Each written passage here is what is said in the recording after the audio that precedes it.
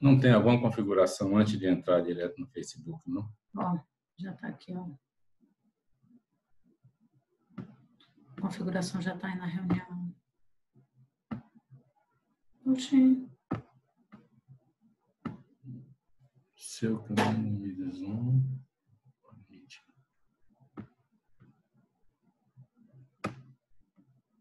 Oi. Vamos ver se agora vai, viu, Alice? Vamos nessa. Não, compartilhar aqui no vídeo.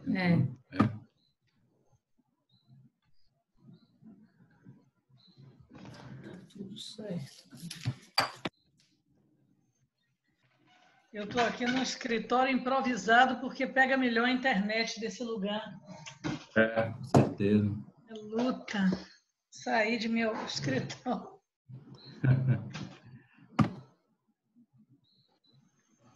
Deixa eu ver mesmo.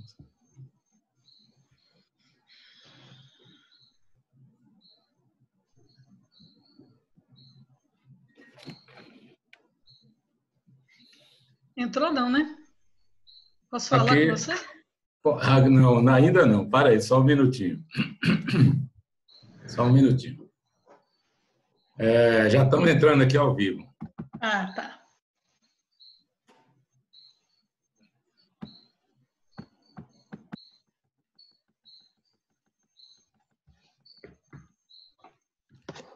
Prontinho, estamos aqui ao vivo. Está me ouvindo? Eu estou lhe ouvindo bem. Então, ótimo. Então, beleza. Também estou lhe ouvindo. Então, vamos nessa. Quero, em primeiro lugar, dar minhas boas-vindas aqui a você, minha camarada, companheira, deputada federal Alice Portugal, que toda a Bahia conhece, deputada de brilhante atuação no Congresso Nacional, que não é de hoje, que já vem de algum tempo nessa luta.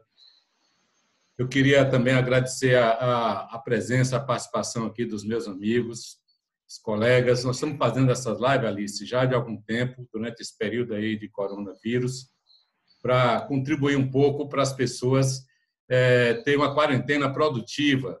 E nada melhor do que ter uma quarentena produtiva que se não fazer um debate, uma discussão, uma conversa sobre temas importantes. Tenho também feito assim, algumas sugestões de leitura para as pessoas. Enfim, o importante é ficar em casa, mas não ficar parado, é ficar fazendo alguma coisa. E quando eu já tive conversas aqui com o Bobô, com o Daniel Almeida, e esperando esse dia de conseguir uma vaga aí na sua agenda. Não diga isso. Se você pudesse participar aqui conosco, e com certeza vamos ter aqui uma boa conversa. O seu nome assim dispensa apresentações, maiores apresentações, certo? Mas é bom sempre a gente falar, porque quando uma mulher atinge, né, uma participação como você consegue atingir no mundo da política, é porque aí tem alguma coisa, né, que precisa ser realçada, valorizada e divulgada. Então, a Alice Portugal, durante muito tempo, da bancada de 39 deputados federais da Bahia, era a única mulher. Salvo me engano, passou 3 mandatos consecutivos, 3 legislaturas, 3 mandatos consecutivos, sendo a única mulher deputada federal da Bahia em Brasília.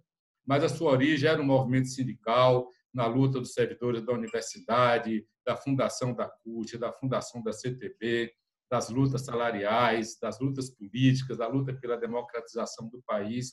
Tem uma passagem brilhante também na Assembleia Legislativa da Bahia e tem se destacado muito nessa fase atual, tanto do governo Lula, no governo Dilma, com a atuação de um mandato combativo, ao mesmo tempo propositivo, também crítico, quando deveria ser crítica, e sem nunca perder a referência aí do movimento popular, do movimento social.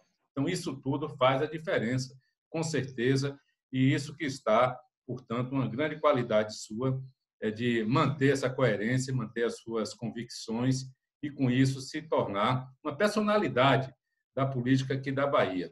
Foi candidata a prefeita na eleição passada, brilhou na eleição, né, enfrentando uma luta que muitos imaginavam que seria impossível enfrentar. Você conseguiu fazer isso, certo?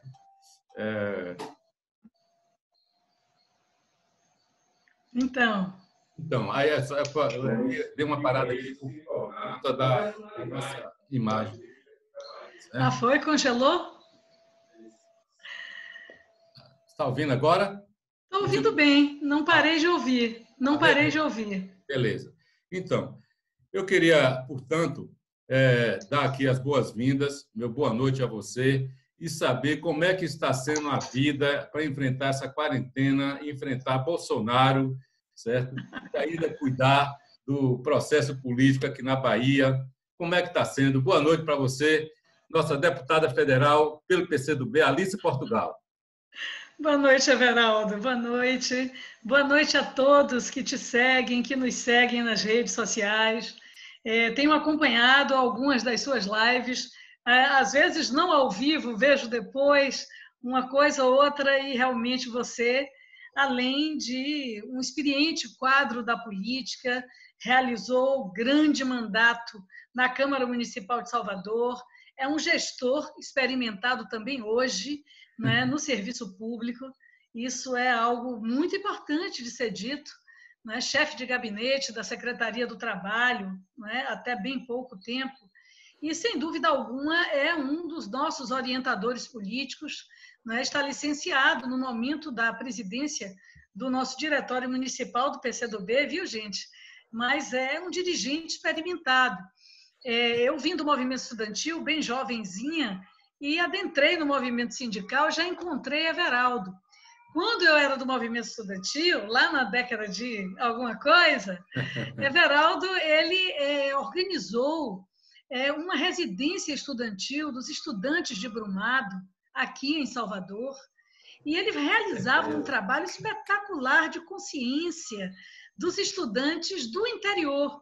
Existia uma entidade chamada CIVUB, que representava, era um centro que representava os estudantes do interior em Salvador, que moravam nessas residências.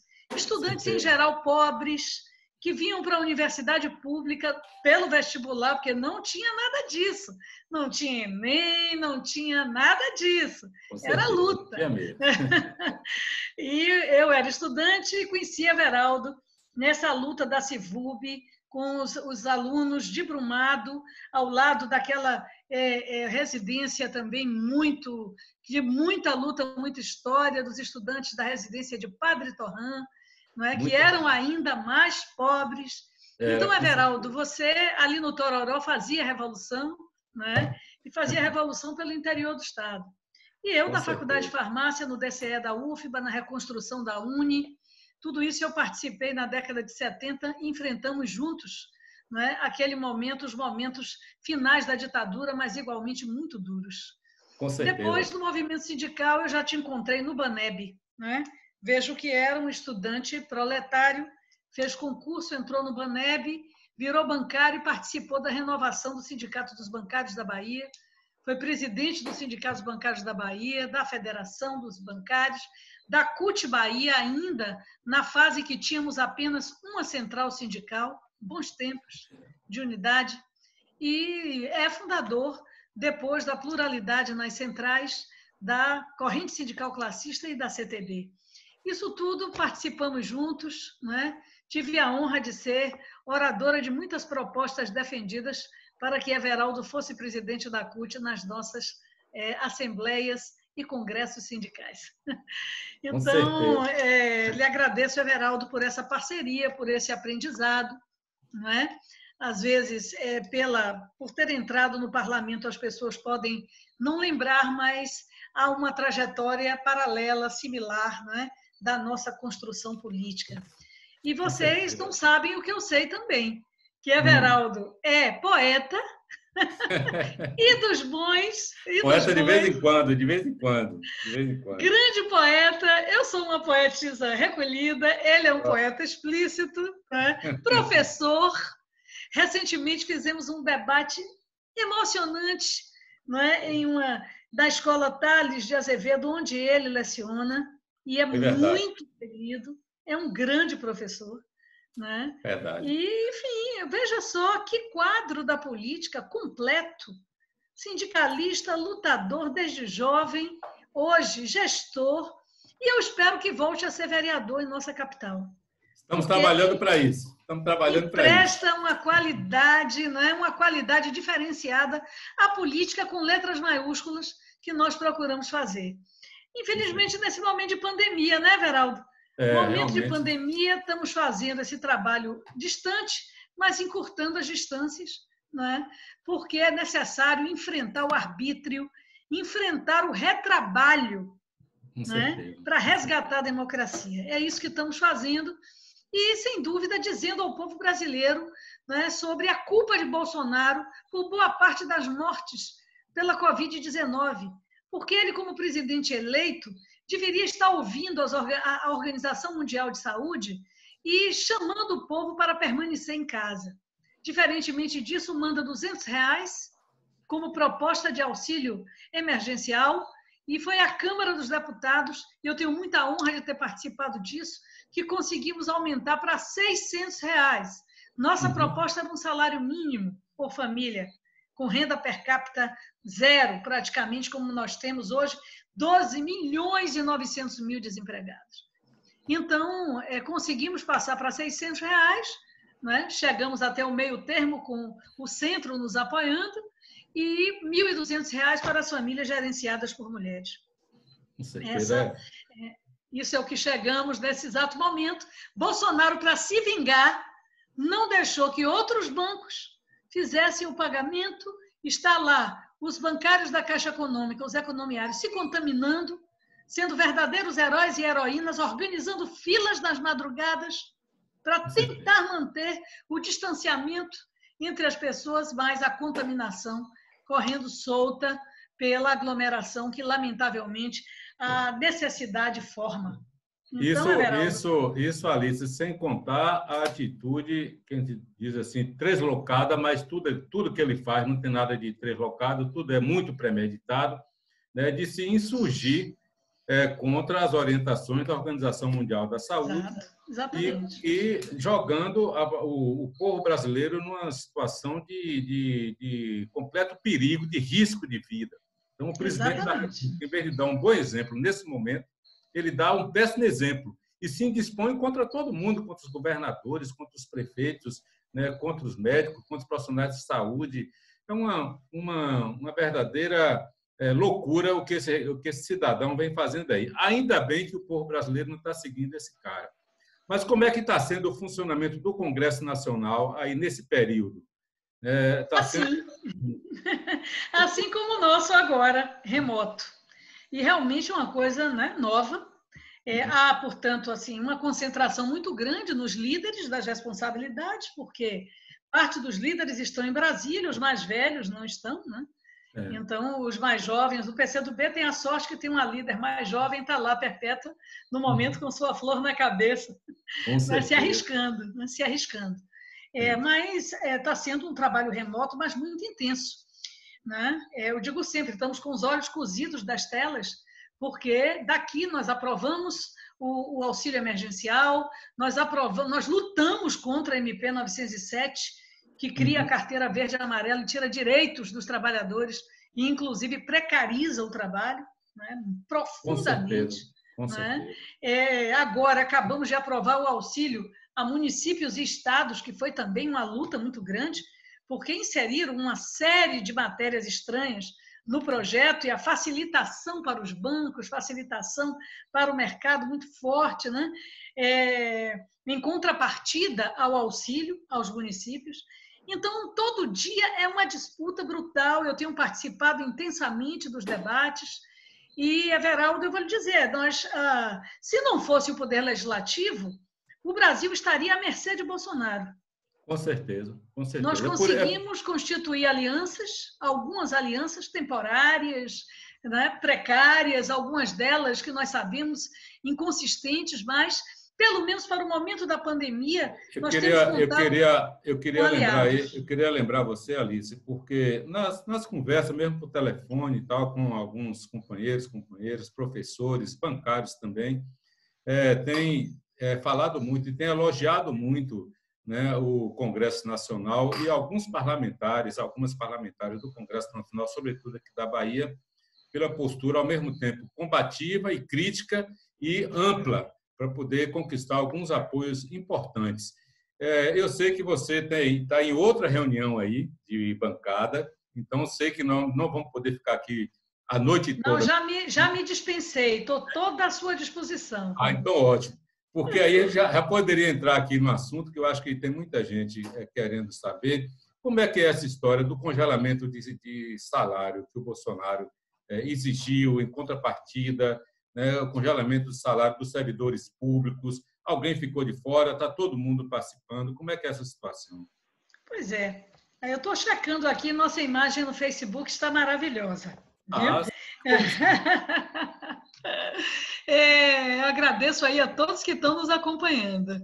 Na verdade, Everaldo, nós fizemos um debate muito pesado essa semana sobre esse auxílio a empresas, micro e pequenas empresas, né?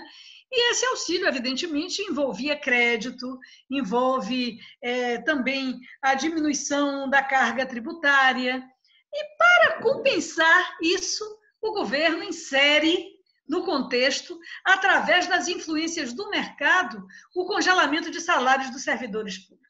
O tal artigo 8º do PL 39, porque ele foi muito bem redigido para o Senado e quando voltou do Senado, voltou um outro projeto cujo relator foi o próprio presidente do Senado, Davi Alcolumbre, do DEM. E, nessa oportunidade, ele congela geral, salário de todos os servidores públicos até o fim de 2021. Servidores federais, municipais, estaduais, todo mundo. Inicialmente todos. Ao chegar na Câmara, isso caiu como uma bomba. Porque nós sabemos que não era somente o congelamento, era também a diminuição dos investimentos. Era praticamente um plus, a emenda constitucional 95, né? Porque você congelava investimentos, despesas obrigatórias, esse é o termo técnico, né? Congelava as despesas obrigatórias, a saber, saúde, educação, tudo isso é despesa obrigatória contingenciada, como nós sabemos, absolutamente articulada entre a União, estados e municípios. E nessa oportunidade, portanto, além de congelar os salários, levava também a esse absurdo, num momento de pandemia, de você congelar efetivamente, né, esses investimentos. Algo muito complicado para o país, no momento que você é atacado por um vírus desconhecido, um vírus novo, que não tem vacina, não tem remédio, né? E os medicamentos que são usados são experimentais ainda, e que as pessoas, a única forma de atenuar, né, o contágio é ficar em casa. Por isso, esse auxílio emergencial. Então, nós fomos para cima. Conseguimos, inicialmente, tirar os servidores dos estados e dos municípios para que estados e municípios regulem. Ficaram os servidores federais e ficaram segmentos que são impactados por essas decisões federais, como professores, né? As categorias que têm piso nacional, elas eram impactadas imediatamente. Então, foi uma guerra muito grande e, na Câmara, nós conseguimos derrubar o congelamento. Saímos em êxtase, porque aí puxamos o centro para o nosso lado, né? E conseguimos ganhar a votação. Essa é a política ampla que você se refere. Ganhamos a votação. Chegou ontem de manhã o projeto no Senado, porque é da noite para o dia, viu, gente? Estão virando noite aqui adoidado. Olha as olheiras da deputada, né? Aí, quando chega no Senado, Davi Alcolumbre, o que é que faz? Corta do relatório. Corta a votação na Câmara e oferece um relatório ao plenário do Senado, congelando todos os servidores da União e aqueles que têm, né, pisos articulados com políticas nacionais, como o Fundeb, o piso salarial nacional do professor, que eu tenho a honra de ser uma das autoras, que depende de um pool de impostos, uma cesta de impostos, né, que sustenta o Fundeb até dezembro deste ano. Se não for votado agora, nós poderemos ficar sem financiamento público para a educação brasileira. Então, as entidades foram para cima, nós lá na Câmara soltamos o verbo, redes sociais, ele sentiu o peso e teve que tirar do relatório, né? Muito bem. Então, o Senado vai apreciar esse relatório agora sem o congelamento. Mas nos preparemos, porque os governadores estão com uma carga muito grande, né? E, efetivamente, nós sabemos que é possível que o Bolsonaro vete. Então, aí é que nós vamos, né, ver onde a porca torce o rabo. Porque essa hora, Everaldo, é hora de solidariedade com o povo. Isso é fundamental. Com certeza.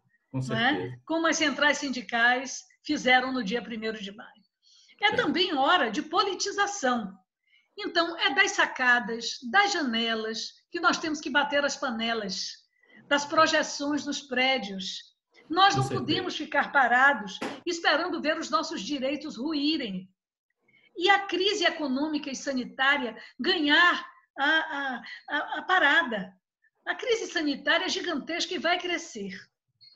Eu lamento e me solidarizo com as famílias que perderam seus entes queridos. No Brasil já foram mais de 8.000 mortos.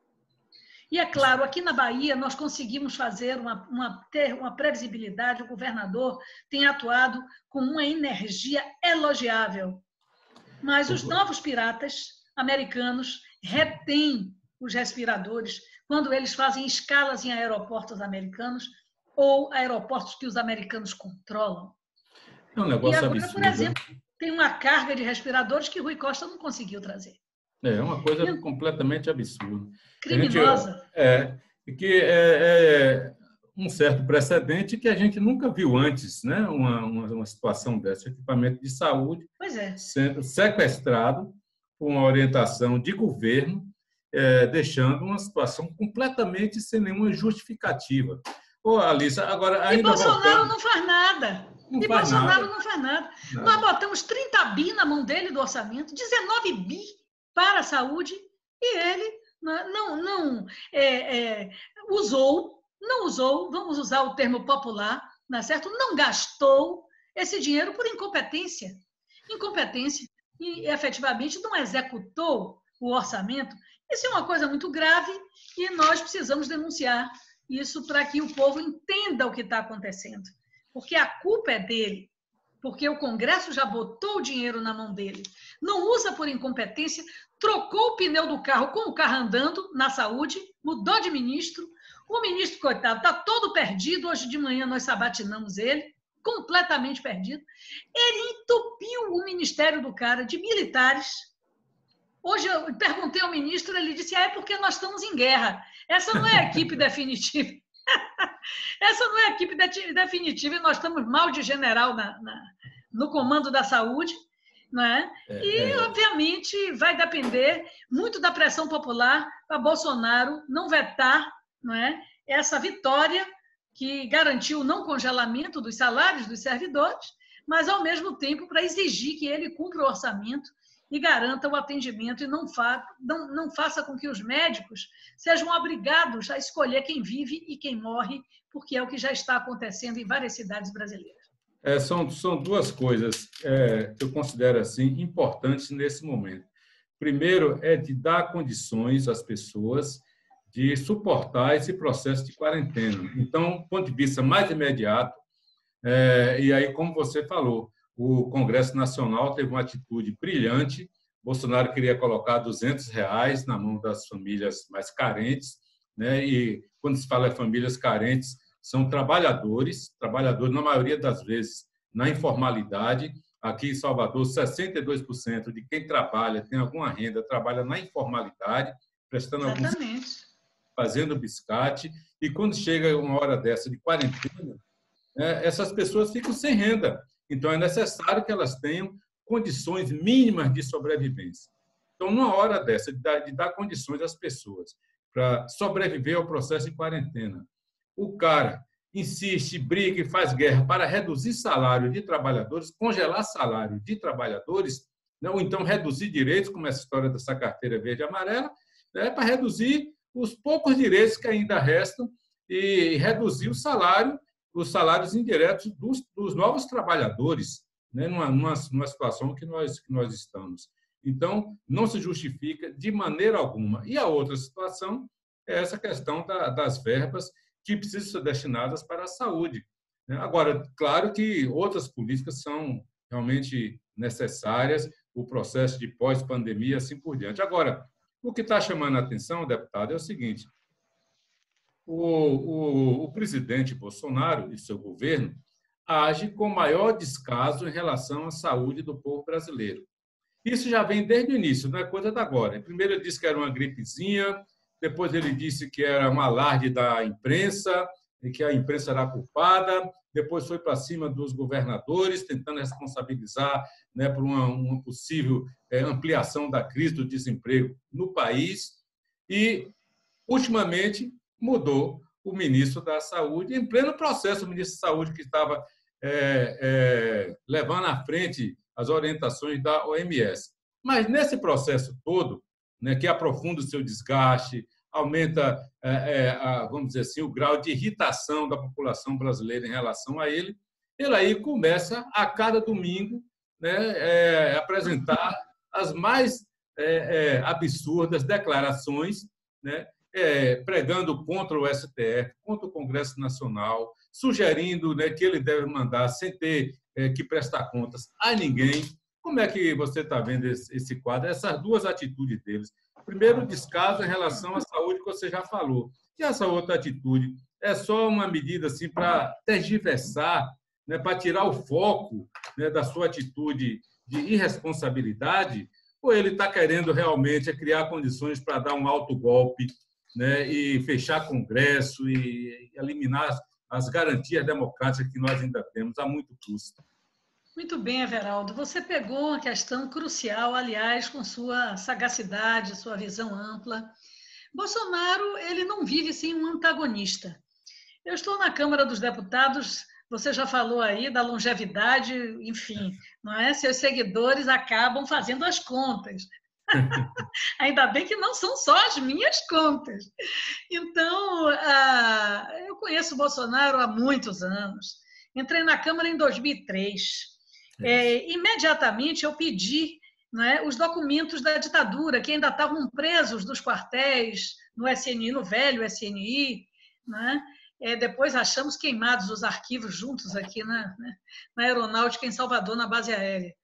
Então, no dia seguinte que eu entrei com o projeto da abertura dos arquivos da ditadura, ele foi à porta do meu gabinete, uma deputada jovem, e botou um cartaz colado na minha porta com cola, Araguaia. Quem procura osso é cachorro. É mesmo? Foi. Eu quis entrar com a... Ele próprio? Ele próprio, pessoalmente. Pessoalmente. E eu quis entrar com a representação, mas a oposição não, que nós éramos maioria com Lula, né? O pessoal disse que nada, deixa esse cara, isso é a escória. Isso é a escória, ninguém respeita esse cara, não. Esse cara aí é o lixo da história.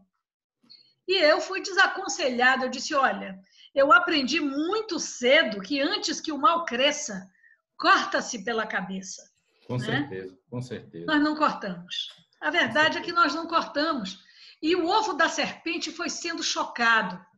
Não é? Como diz um padre amigo querido meu, Frei Dilson Santiago, quando enfrentávamos a ditadura e a ACM, o original, ele dizia que a ACM tinha sido chocado, não é? No ovo de uma serpente, fincado na ponta de uma estaca pelo Satanás. Ave Maria.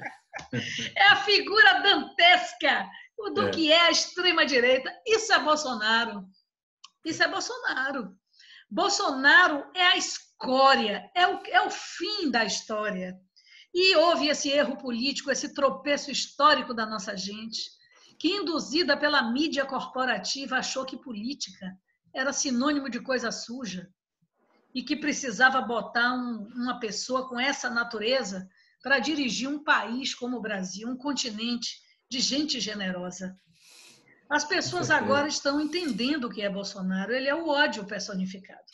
Nesses anos todos, gente, que eu convivi com ele na Câmara, ele nunca me deu um bom dia, ele não dá bom dia a ninguém, não conversa com ninguém, só com o núcleo mínimo do seu entorno. É uma pessoa insociável, agressiva. Né? Então, a verdade é que ele vai aos domingos, como você me perguntou, para a rua, para aglomerar as pessoas, para dizer que é uma gripezinha. Morreu? E daí? Vai morrer muita gente. Essa tática é velha da extrema-direita. Foi usada quando da pandemia, também foi uma pandemia de febre amarela, que se tinha a ideia de fazer a imunidade em manada, que é uma certa tese do darwinismo, entre aspas, coitado de Darwin, não é? Da seleção natural, eu chamo de darwinismo bolsonariano, né? De sobreviverem os mais fortes e eles chamarem o exército de reserva miserabilizado para fazer um precariado, né? Para poder dar a carteira verde e amarela na mão e botar esse povo para trabalhar como escravo. Então é isso que Bolsonaro quer. Ele quer a roda da economia girando, né, a serviço do capital e dos bancos, e pouco importa a vida dos mais fracos. Os mais fracos economicamente, porque vai ver quem são os milhares de mortos americanos. Latinos, negros, pobres da periferia de Nova York. São esses, do Bronx. Né? São esses que moram, não é, nos guetos. É essa a massa que está morrendo lá. Né? Vamos ver a massa que vai morrer ainda, infelizmente, porque nós só estamos no início dessa dramaticidade sanitária.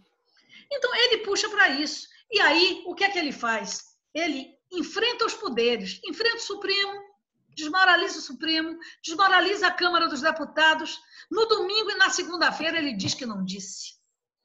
Ele impulsiona as agressões a enfermeiros, a profissionais de saúde, numa manifestação por mais equipamentos de proteção à saúde, no domingo e na segunda-feira disse que não diz. Ele diz que não é coveiro no domingo e na segunda-feira ele diz que defende as vidas para evitar os processos. Mas aí acontece o que ele não esperava. Briga de branco, como a gente chama aqui em Salvador. Sérgio Moro, de juiz parcial a ministro medíocre, rompe com ele porque estava sem protagonismo e aí mostra ao povo o que nós todos já sabíamos, que Moro entrou para dar controle a Bolsonaro da Polícia Federal e das instituições de investigação. Então, nós queremos que essa briga interna na direita, ela dê ao povo a possibilidade de entender o que está acontecendo.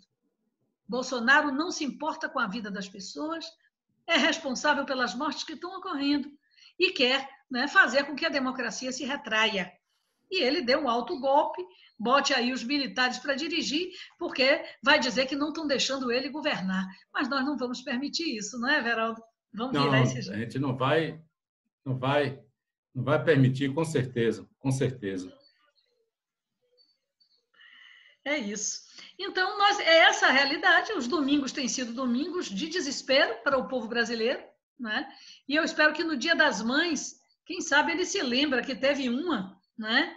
E tem, eu acho que é viva, e entenda, né? Entenda que nós não podemos abandonar a população idosa, a população doente, escolher quem vive ou quem morre. É preciso liberar o dinheiro para comprar os equipamentos de proteção individual para os profissionais de saúde que estão se contaminando e morrendo. Não é? Preciso garantir respiradores, porque quando essa doença se agrava, o pulmão ganha um efeito e uma aparência de vidro embaçado. É preciso respirar, ajudar a respirar. E muita gente já foi salva, e muito mais gente pode ser salva se tivermos os respiradores à disposição em cada leito. E isso é a grande luta, é a luta aqui do governo do Estado da Bahia, não é? Infelizmente, é uma atitude que não é compartilhada pelo governo federal. Está me ouvindo? Estou ouvindo, sim, estou ouvindo. Então. Estou ouvindo, pode Mas falar. eu deixo para o seu comentário, senão eu falo o tempo todo. Isso aí que eu estava querendo entrar, rapaz. Eu estava querendo entrar aí para fazer um pequeno comentário também, mas como você encarrilhou, você está me ouvindo bem aí? Muito bem. Então ótimo, então ótimo. Veja bem, Alice, nós estamos aí numa situação seguinte, nós já tínhamos no país uma crise econômica, que já vinha desde antes do coronavírus. Com essa crise do coronavírus, a tendência é ter uma acentuação cada vez maior, né, do desemprego, da situação da economia, a retomada vai ser muito difícil. Essa crise provocada pelo coronavírus, uma crise sanitária, começou até agora esse desdobramento político de Bolsonaro querer pegar carona na crise do coronavírus, a carona do coronavírus, né, para reduzir direitos de trabalhadores, para retirar salário, para congelar salários, eliminar conquistas, né, e também de voltar às suas tentativas de golpe e assim por diante. Aí vai se criando nacionalmente uma ideia, e a imprensa começa a falar sobre isso e assim por diante. Aliás, esse capítulo dele da relação com a imprensa, eu acho que muitos órgãos dessa imprensa tradicional, que historicamente no Brasil sempre ficou do lado dos poderosos e que sempre nos processos eleitorais sinalizava, né, posições conservadoras, acho que se arrependeram. Se não se arrependeu dessa daí, eu pensei que tinham se arrependido lá em 64, mas se não se arrependeu dessa, então esse capítulo de Bolsonaro com a imprensa é um capítulo à parte, né?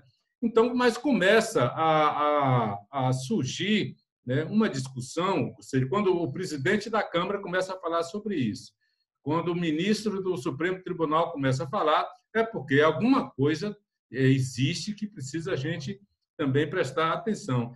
Esse processo, né, da possibilidade de um impeachment de Bolsonaro, né? Então, a gente sabe que Bolsonaro não apresenta a perspectiva de uma solução para a crise econômica do ponto de vista de retomada do crescimento econômico, distribuição de renda, fortalecer a economia nacional, não apresenta isso, né? Bolsonaro também não apresenta do ponto de vista de fortalecimento das instituições democráticas. Como é que a gente vai ficar nesse processo? Tem alguma coisa a ver quando se comenta sobre esse impeachment de Bolsonaro? E tem condições desse debate ganhar corpo daqui para frente? Everaldo, nós que já vimos muita coisa, né? Essa é a vantagem, né? Vimos o impeachment de Collor, depois vimos o impeachment criminoso de Dilma Rousseff, né? Bolsonaro, na história da República, essa nossa jovem República, ele é o presidente que mais coleciona condições de ser afastado. Ele comete crime de responsabilidade cotidianamente quando contamina o povo, chama o povo para contaminação numa pandemia. Isso é a Lei de Segurança Nacional. Ele agride a imprensa, ele incita a população contra os poderes, também a Lei de Segurança Nacional. Ação anticonstitucional. O Supremo já pode afastá-lo, né? Porque ele, de fato, endossou manifestações contra a democracia. Bolsonaro foi eleito num sistema sob a regulação constitucional e ele conspira contra o sistema. E o filho dele disse, e o Partido Comunista? O Partido Comunista, você sabe, adequou os seus estatutos, né? Defende a democracia do Brasil. Adequou os seus estatutos, foi Congresso de Adequação Estatutária. A gente, às vezes, nem fala disso, né? Porque eles vão vir para cima do PT, do PCdoB, reativaram aí o processo do Lula ontem para poder tirar a discussão do Bolsonaro do foco, né? Do foco. Então, na verdade, ele fez um processo de transversalidade nas relações institucionais, fala direto, por cima dos comandantes, com as polícias militares, com os praças. Fala direto com segmentos do Judiciário e do Ministério Público. Ele fala por cima das instituições. Então, ele insufla um autogolpe, né?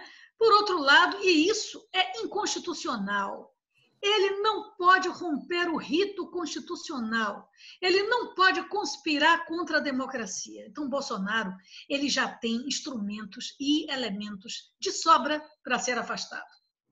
Mas tem uma realidade. O povo, ao eleger Bolsonaro, elegeu um Congresso a favor de Bolsonaro, que arrebentou a Previdência Social, que acabou direitos trabalhistas, que rasgou a CLT numa segunda reforma trabalhista. Então, compreendamos que hoje nós somos minoria. A maioria social é minoria no Congresso. Se botar para votar o impeachment hoje, nós vamos perder, como perdemos o impeachment de Temer 2 vezes. Com certeza. Né? E como Dilma, eleita, em pleno poder da possibilidade de recuperação econômica do país, foi empichada por o mesmo desvio de rota do centro político e da direita brasileira, da direita clássica liberal, que agora novamente se movimenta em direção ao presidente que está sentado na cadeira para obter cargos, vantagens e resultados, emendas nos municípios, cargos para facilitar seus tratores, seus poços, suas estradas. É isso que está em jogo lá. E o povo acaba votando nesse povo que leva a estrada, leva o poço. Mas não lembra como isso foi conseguido. No troca-troca e no apoio ao que há de pior, que foi Temer e que agora é Bolsonaro. Não é? Esse apoio já aconteceu aí, em todos esses eventos, não é só agora, não. Agora ele está visível, porque a Globo está contra Bolsonaro, que está atacando a imprensa. Não é? Mas nós não sabemos até quando isso vai, não nos iludamos. As elites no Brasil são atrasadas e são antipovo. Então, eu tenho uma compreensão muito clara que, nesse momento, nós não temos votos para votar o impeachment.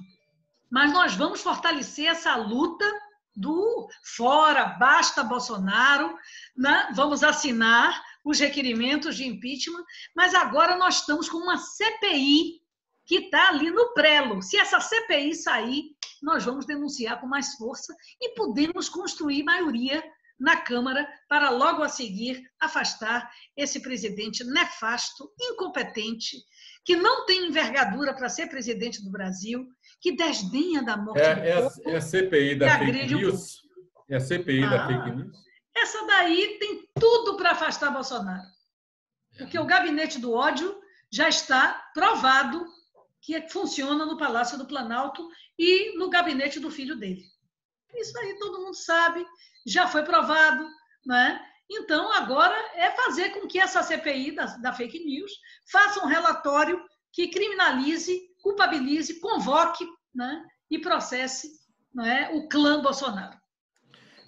Eu acho muito importante você falar isso, o seguinte, ou seja, motivos para afastar Bolsonaro já tem até demais, já tem de sobra, já tem até demais.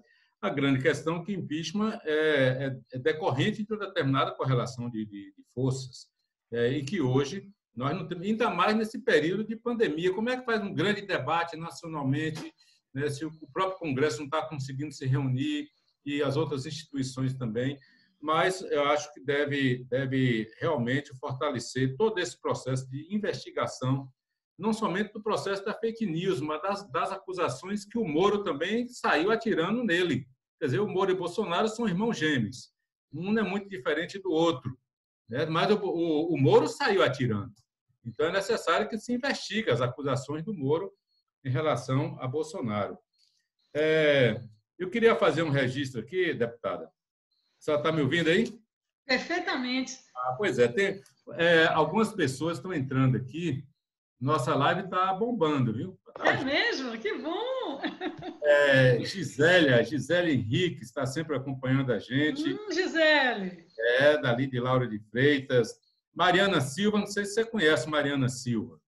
A voz mais bonita da Bahia.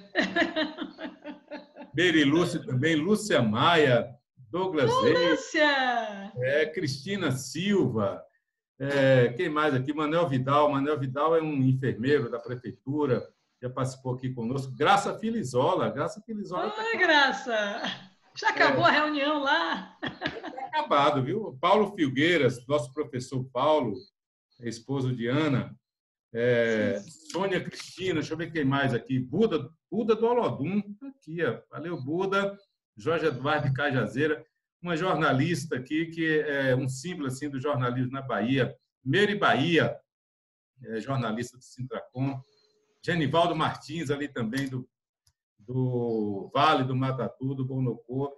Então, uma turma boa que está nos acompanhando. Deixa eu ver quem mais aqui. Douglas Reis, Valdec Lima. Valdec é lá de Brumado, está sempre acompanhando a gente aqui. Beleza, muita gente boa acompanhando a gente e que nós estamos discutindo aqui essa situação da política nacional com a participação da nossa deputada federal Alice Portugal, que é uma das pessoas assim, mais capacitadas para fazer esse debate. O país vive uma situação extremamente melindrosa, sob todo o ponto de vista, há uma convergência aí de crise econômica, crise política, crise sanitária, né? E o nosso povo precisa estar atento, né, pelos desdobramentos dessas crises e ver formas de participação. A forma de participação atualmente, nós não temos condições de botar o povo na rua, nós queremos justamente fazer o contrário, porque o combate ao coronavírus passa necessariamente, né, pelo isolamento social. Então, por conta disso, é muito difícil. Então, a gente tem que ver outras formas, e a forma aqui na internet é uma delas. E eu quero, portanto, agradecer a nossa deputada. Estamos aqui quase uma hora batendo papo. Agora, deputada, nessa nossa parte final aqui, não é que a gente vai terminar logo, não. A gente está com muito tempo aqui ainda. Mas a gente já falou de Brasília, falou aí um pouco de Bolsonaro. E a Bahia? Como é que está a Bahia? Né? Em relação ao coronavírus, como é que está? E Salvador, como é que você está vendo a situação da população de Salvador? Você vê aí o seguinte, quando o Congresso Nacional aprovou a renda emergencial, imaginava que ia ter 20 milhões de pessoas que seriam beneficiadas. Quando abriu as portas da Caixa Econômica e abriu o sistema na internet, chegou a 50 milhões de pessoas. E se tem uma cidade, né, que é símbolo, vamos dizer assim, das desigualdades sociais, da precariedade do mercado de trabalho, da pobreza, é a nossa cidade, Salvador. E como é que você vê Salvador, o futuro, diante disso? Você que já participou do processo eleitoral passado, como candidato a prefeito, apresentou um programa importante, deve ser resgatado. Como é que você está vendo Salvador nessa situação, o governador Rui Costa, enfim, diga aí para a gente, faça aí um comentário aí. Everaldo, primeiro eu espero o seu retorno. Esses dias assistindo um documentário sobre Valdir Pires, né? Você aparecia ao lado de Valdir, ali naqueles momentos em que Valdir, né? Depois de ter sido tudo, né? Governador, ter sido procurador-geral da República, ministro do governo Lula, resolveu, né, no ocaso da vida, já um senhorzinho ser vereador. E ao lado dele você, numa generosidade ali, numa presença, né? Realmente você, eu quero te parabenizar. Já conhecia Valdir. Eu já conhecia Valdir de antes, que todo mundo na Bahia conhecia Valdir Pires. Mas aquela convivência ali foi extremamente rica. Eu fico imaginando, às vezes, quando a gente faz esse debate sobre democracia, se o Valdir estivesse vivo, tinha muita coisa a falar sobre essa questão da democracia. Sim, mas diga lá, e aí, o que você está vendo? Isso, então o que eu quero dizer é o seguinte, é que ali, já naquele momento, você levantava opiniões muito fortes sobre Salvador. Salvador é a terceira cidade em população do Brasil, né? É uma cidade que é apertada por um cinturão de pobreza muito grande, que tem a ver com a circunstância do empobrecimento da massa negra da nossa cidade, que é a cidade mais negra fora da África. Efetivamente, as nossas mulheres negras, homens, né, subempregados, desempregados, vivem em submoradias, em bairros populares, com muita dificuldade de saneamento, de acesso, né, de extrema complicação em relação à segurança pública. Então, a nossa cidade, de fato, é uma cidade diferente neste objeto das condições de vida. É uma cidade linda, é uma cidade que não é a mais violenta do país por causa da cultura do seu povo, o matriarcado da religião de matriz africana, não é? A religiosidade da nossa gente. É uma cidade de Oxum, né? Então, realmente, Salvador, ela conjuga aquilo que, não Antônio Carlos e Jocafe disse lá na nossa juventude, que é a miséria e a beleza dando a mão para se casar. Né? É isso, Salvador. Para mim foi uma honra ter tido esta oportunidade não é? Foi uma oportunidade muito sacrificada, né? Quase que eu não consigo. É muito difícil para as mulheres na política, viu, Everaldo? Algumas têm um Certeza. beneplácito de alguém, né? Tem uma facilidade maior, mas quem constrói com sua própria energia uma trajetória tem sempre grandes dificuldades. Mas eu não me vanglorio disso. Nós fizemos a caminhada que tínhamos que fazer e dissemos o que tinha que ser dito, num momento de grande dificuldade, quando Dilma estava sendo empichada, quando, ainda na cidade do Salvador, algumas pessoas pensavam que as obras do metrô eram do prefeito. É verdade.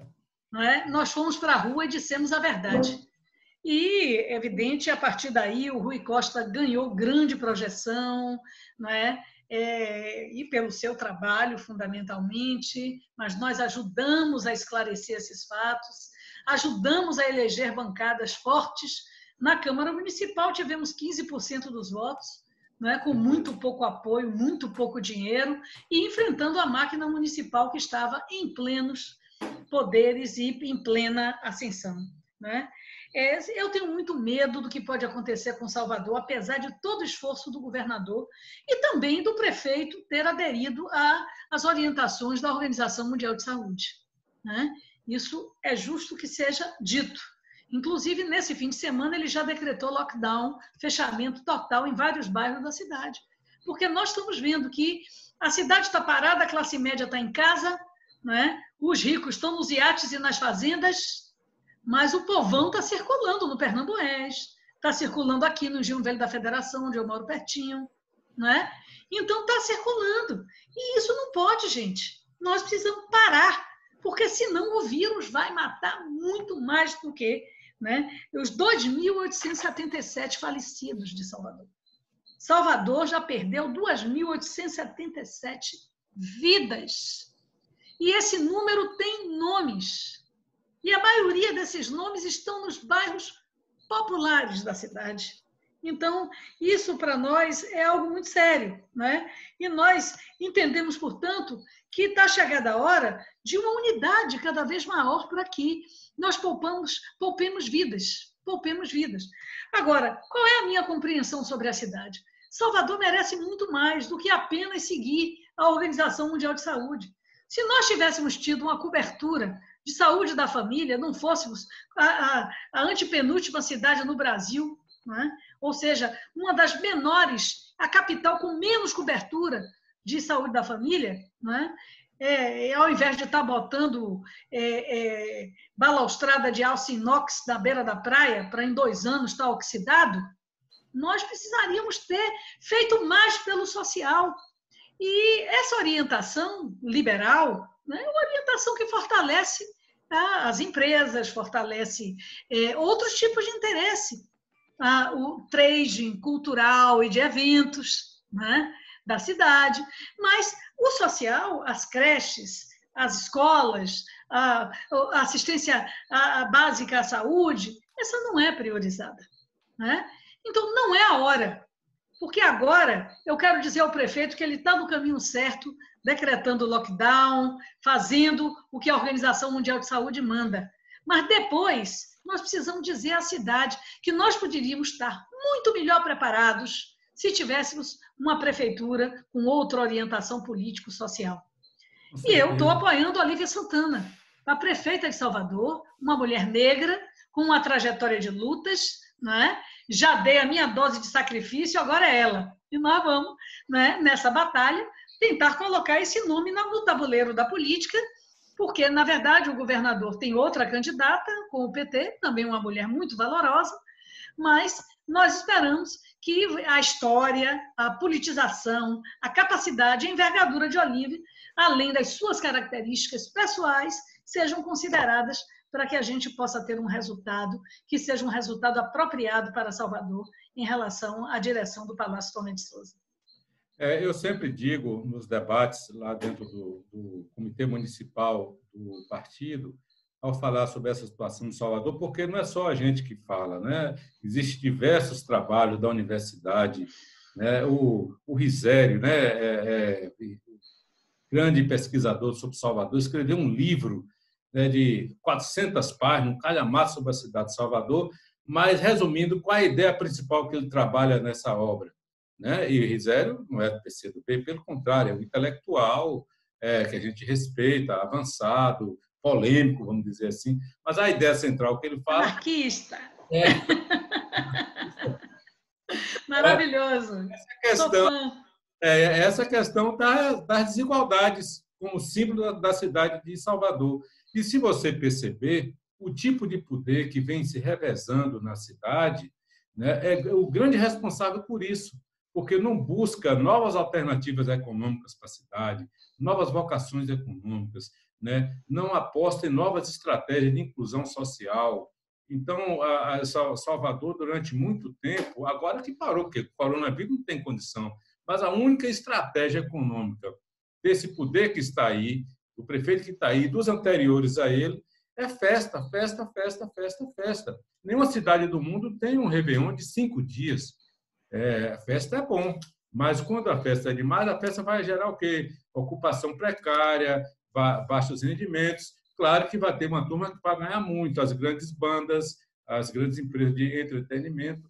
Então, esse tipo de poder conservador, né, ele se beneficia dessa população fragilizada, que não tem acesso a políticas públicas, e até para conseguir a consulta em um médico, tem que pedir favor a um cabo eleitoral do prefeito. Então, é necessário romper com esse ciclo, né, de retroalimentação desse tipo de poder pela pobreza, e a pobreza se eternizando aqui na cidade como Salvador. Exatamente. Acho que isso é importante.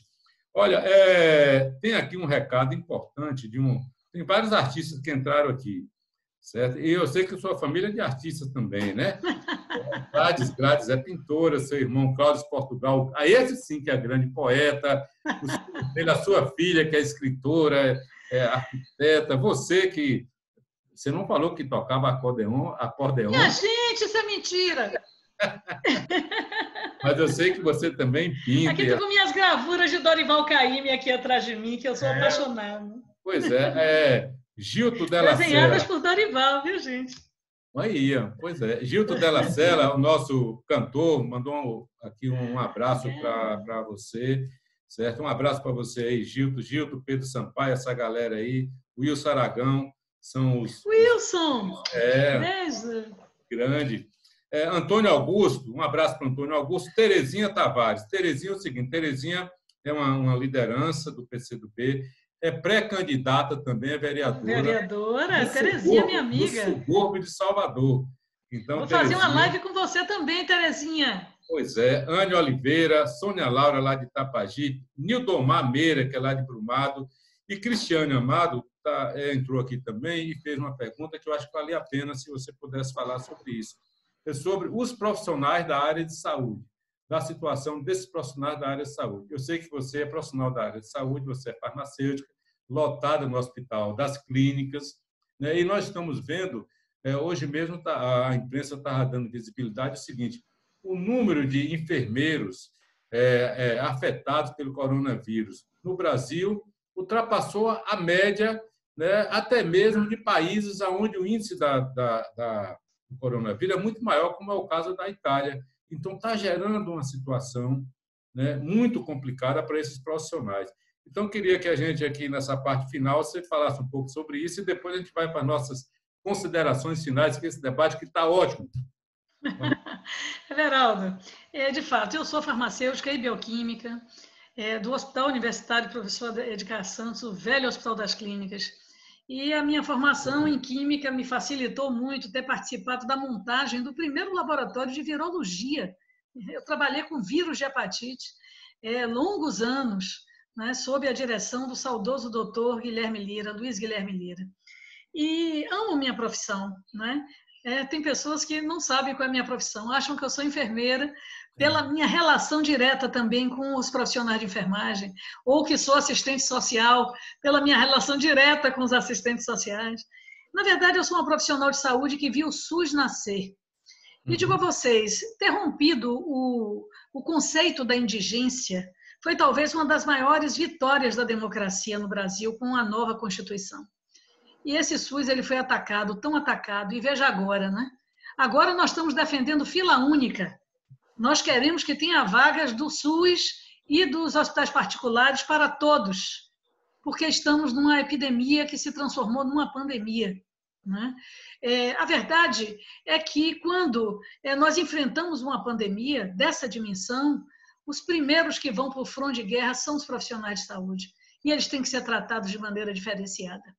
O governador Rui Costa tem feito casa de passagem, hotel, né, para que o profissional de saúde não volte para casa, mas isso precisa ser ainda redimensionado, porque, de fato, o profissional, quando chega em casa, ele tem que deixar a roupa na porta, né, para entrar em casa e se desinfectar para não comprometer a sua família, a sua mãe, seu pai, seu avô, sua avó, sua esposa, esposo, companheiro, enfim.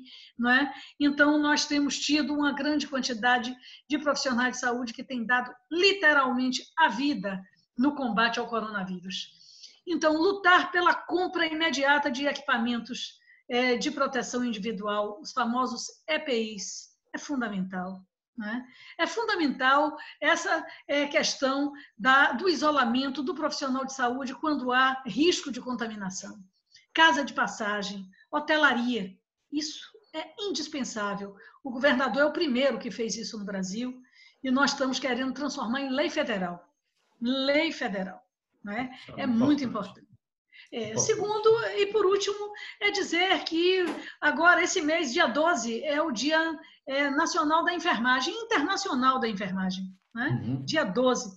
Eu e Jandira Fegari pedimos uma comissão geral na Câmara, virtual, para discutir a situação dos profissionais de saúde.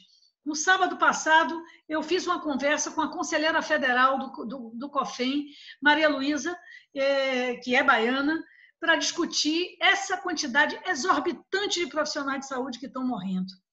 O que fizemos? Fizemos a Lei 1409, considerando essas profissões todas essenciais. Nem todas estavam listadas. Colocamos todas.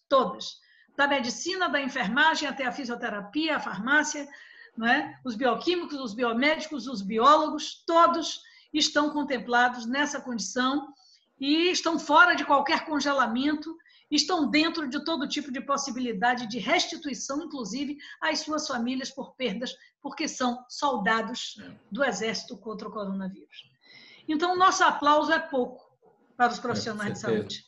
Temos que dar mais que o aplauso, temos que dar condições de trabalho, e é dessa luta que eu me insiro para garantir esses direitos. Hoje eu vi um dirigente do Conselho Federal de Enfermagem falando sobre essas questões. Desse alto índice de contágio dos enfermeiros. E ele falava justamente isso, a falta de equipamentos de proteção individual, os famosos EPIs, e ele falando porque a discussão era também sobre um déficit de profissionais de saúde para trabalhar. Aí ele dizia, bom, um assistente de enfermagem vai trabalhar para ganhar um salário mínimo, sem equipamento, sem um treinamento adequado, aí a pessoa não quer se arriscar por conta de um salário mínimo. Né? No Rio já está dando problema isso, muito problema.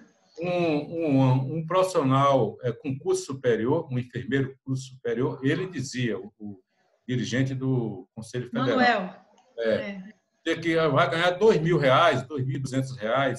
Então, ele falava um pouco, aliás, com ênfase, sobre essa questão dos baixos salários e da falta de condições técnicas para poder trabalhar. Nós já discutimos aqui um pouco esse assunto com o Manuel Vidal, que inclusive estava nos acompanhando aqui, que é enfermeiro de uma UPA da prefeitura, e ele falava um pouco sobre isso. Uma UPA que agora, em Brotas, me parece que tinha 5 ou 6 enfermeiros infectados. Cristina Silva, que é uma militante aqui do Movimento de Moradia de Salvador, ela falou desde o início e agora no final tornou a falar, a pretexto dessa situação, da gente desenvolver toda uma estratégia das pessoas ficarem em casa, e ela dizendo o seguinte, e quem não tem casa? E a luta por moradia? Ela, Roque Couto também, Ivonete da Fabs, esse pessoal, né, que se dedicam à luta importante, Ticão também, né, Ivete, tem uma série de militantes, Ramiro, uma série de militantes do movimento comunitário que trava essa luta por moradia. Durante o governo Lula, o governo Dilma, tivemos um avanço muito grande na construção de moradias populares, mas no governo Bolsonaro a tendência é o Minha Casa Minha Vida simplesmente acabar. Então, Cristina, estou lhe dando aqui essa dica. Nós precisamos fazer uma live aqui com você e com mais Ivonete, mais algumas pessoas, para falar exclusivamente sobre essa luta por moradia, porque não se pode conceber direito de cidadania para uma pessoa que não tem sequer uma casa para morar. Os direitos de cidadania começam pelo direito à moradia. Sem você veja, então, é aquilo que você me perguntava sobre Salvador, né? Sobre Salvador. Salvador tem quantos albergues, efetivamente? Quantos albergues? Como é que nós estamos hoje com a possibilidade da higienização das mãos e dos corpos dos moradores, não é? Em condição de rua e de vulnerabilidade? Então, Everaldo, é necessário muito mais para Salvador. E essa expectativa de seu retorno para nós, ela é muito importante. Agora, eu tomei um susto porque eu abri aqui lateralmente a estatística da hora, porque é por hora. O Brasil tem 610 novas mortes e chega a 9.146 casos. Quando nós começamos essa conversa, eu tinha 8.200 aqui no meu radar. Então, a situação é realmente muito séria, é seríssima, não é? E nós precisamos tomar essas medidas. Os moradores de rua, ou se tomam uma medida imediata, ou vai ser, não é, uma calamidade. Calamidade. Porque o frio, a chuva, leva à aglomeração, não é? Às vezes o uso compartilhado de substâncias psicoativas, álcool, drogas, leva à aglomeração. É necessário se tratar humanizadamente essa questão. Tem que se improvisar, como tem hospital de campanha, albergues para a população em condição de rua. Com certeza, Alice. Eu queria aqui agradecer a todo mundo que participou aqui conosco. É muita gente, viu, Alice? Você bombou bom, aqui. Que ótimo. Eu já sabia que ia bombar, mas não sabia que ia ser tanto assim. Isso é bom, porque significa que as pessoas estão aí atentas, antenadas a esse debate. E vamos contar aí com o seu mandato, né, na luta para a gente derrotar o coronavírus agora e derrotar Bolsonaro depois. Com certeza. Mudar essa correlação de forças. Esse ano não sabemos se vai ter eleição, porque a eleição está marcada, o calendário eleitoral não foi alterado. Ainda não. Se tiver, vai ser uma grande oportunidade do povo brasileiro também dizer um não bem grande a Bolsonaro. Aqui em Salvador, o PCdoB tem um projeto para a cidade. Você representou esse projeto na eleição passada. Agora é a nossa deputada estadual, Olívia Santana, né, que já foi aprovado uma unidade do partido, assim por diante, para ser apresentada à cidade, ser apresentada às forças políticas como a nossa pré-candidata, né, para que a gente consiga mudar o tipo de poder que essa cidade tem. É como você falou, Salvador precisa mais do que uma boa praça, que é importante, mais do que a orla bonita, isso é muito importante, aumenta a nossa autoestima. Quem é que não gosta? Todo mundo gosta, mas Salvador precisa mais, muito mais do que isso. E nós temos condições de fazer isso. Eu fui vereador lá na Câmara de Vereadores durante 2 mandatos, fizemos uma boa parceria. Fui presidente, aliás, sou presidente do PCdoB atual, estou licenciado, o nosso camarada Jurandir, né, Jurandir Júnior, que é o presidente atual do partido, estou licenciado por conta dessa condição de pré-candidato, tive que me licenciar do partido, pedi exoneração da CETRA também, trabalhei lá com o secretário Desso até recentemente, mas a legislação eleitoral exige isso, é uma coisa importante, a gente tem que cumprir, e com certeza nós estaremos nas ruas e vou contar com esse seu apoio, né, e com esse discurso brilhante e com sua capacidade propositiva para a gente fazer bonito nessa cidade de Salvador. Muito obrigado, um grande abraço, né, um beijo no seu coração e no coração dos nossos amigos. Vou passar para você também se despedir aí da nossa turma. Muito obrigada, Everaldo, por essa oportunidade de conversar com você, né, que é um militante padrão e um ser humano raro, não é? De coração sensível para todo o sofrimento e a luta do povo. Então, isso te faz uma pessoa diferenciada. Você conte comigo integralmente. Também a sua forma de saber lidar com múltiplas frentes de trabalho. Isso é também algo muito raro, não é? É uma pessoa que tem a facilidade de transitar e falar profundamente sobre muitos assuntos. Isso é algo muito importante para um representante popular. Eu quero, portanto, dizer a todos que nos acompanharam nesse papo, não é? Nessa live, que nós estamos diante de alguém indispensável para o processo político em nossa cidade, nosso estado e nosso país. Não é? Sem dúvida, uma das pessoas também que me inspiram, estimulam e fustigam, não é? Na hora certa para o processo do debate adequado, no momento adequado.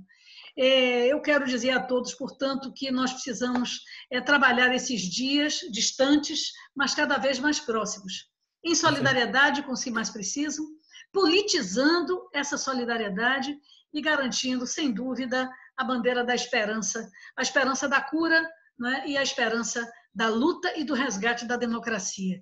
Isso tem me movido, né, para não me sentir aprisionada nesses 2 meses que também me encontro nesse trabalho remoto, nesse home office. Né? E dizer a você, Everaldo, que estamos juntos para combater a pandemia e o pandemônio de Bolsonaro. Essa foi boa. Combater a pandemia e o pandemônio, porque este homem não tem condições de continuar a governar o país e nós precisamos construir, de fato, a mais ampla frente para tirarmos esse cidadão, né, desse nosso panorama e construirmos um Brasil solidário e democrático, cada vez mais a serviço da sua gente. É isso que me pauta. Bem. Parabéns, muito obrigada, sucesso e conte comigo. Beleza, eu vou só ler aqui um recado de Buda, que acho que expressa o nosso sentimento ao final dessa live aqui. É Buda do Olodum. Obrigado a você, Alice, por nos dar a oportunidade da gente estar aqui nessa reunião com vocês. Valeu, Buda. Eu quero mandar um abraço também a Jair Fonseca, que é o presidente do PCdoB lá da cidade de Baixo. Companheiro maravilhoso, Jair. É André Alcântara, que é o presidente do distrital do PCdoB de Cajazeiras. Beleza. Antônio Augusto, que é do distrital ali de Brotas. Meu amigo Mercedes, que entrou aqui no finalzinho, mas também mandou um grande abraço. E Jorge Eduardo, que é também do distrital de Cajazeiras. Sim, Alice, fortíssimo. Vamos nessa. Um abraço para você e vamos à luta. E vamos vencer o coronavírus e depois vamos vencer esse tal desse pandemônio. Vencer a pandemia e vencer o pandemônio. Um abraço aí. Pandemia.